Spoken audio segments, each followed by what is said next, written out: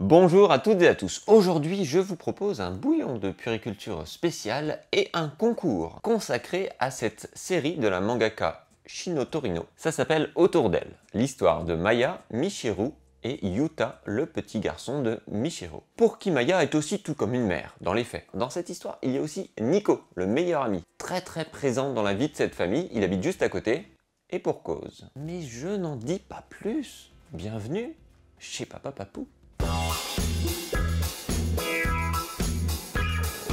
Alors, il s'agit d'un manga pour adultes, de par l'histoire. Pourquoi ce titre Autour d'elle? Eh bien, c'est parce que c'est autour de ces deux personnages féminins, Maya et Michiru, que tout va se passer. Et l'histoire va pouvoir ainsi s'élargir au fil de l'affirmation des caractères de ces deux femmes et des sentiments contrastés qui vont donner toute son épaisseur et sa rugosité à cette famille finalement si attachante. Maya vit avec Michiru, elles ne sont plus officiellement ensemble depuis déjà quelques temps, en fait depuis que Michiru a laissé et quitté Maya du jour au lendemain sans donner de nouvelles. Elle est partie comme ça. Mais pourtant, eh bien, elles cohabitent de nouveau. À cette différence près que maintenant, il y a Yuta dans la vie de Michiru, et donc aussi de Maya. En effet, Michiru est devenue mère célibataire. L'amour va donc se concentrer, tout comme l'attention du foyer, sur ce petit bonhomme qui aime le flan et collectionne les cailloux, et non l'inverse.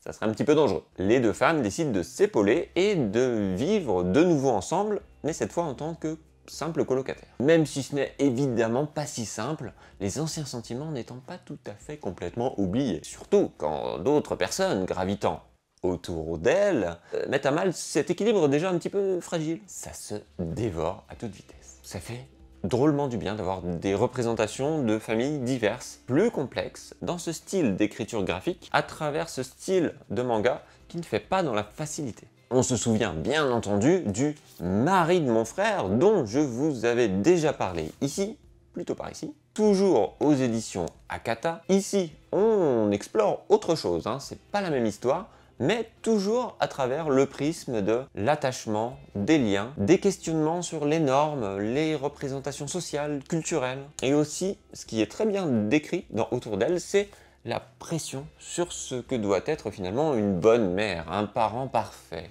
Mais ça parle aussi du deuil, de la confiance en soi, car Michiru est un personnage souvent débordé par sa parentalité et sa propre personnalité, parfois très enfantine, se détachant des responsabilités, tout en ayant conscience qu'il a peur d'être un poids pour les autres, mais qui ne peut s'en détacher vraiment, qui cherche à se réconforter, à se réassurer à chaque instant, aux yeux de son fils bien sûr, mais aussi auprès des autres. Tout ça rend l'histoire très réelle, c'est très habile, très rapidement en fait on se prend d'affection pour ces personnages au cœur de cet appartement, où chacun possède en fait une clé de l'histoire.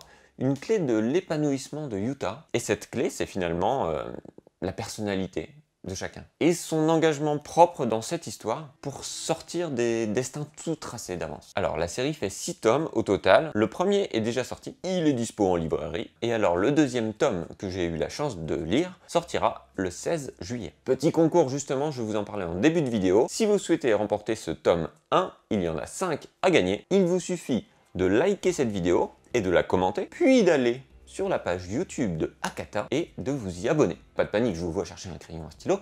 Je vous remets tout dans la description de cette vidéo, bien entendu. Tirage au sort dimanche. Et attention, je dépouillerai personnellement moi-même les gagnantes et les gagnants. Bonne chance à toutes et à tous, je vous embrasse et on reste en contact.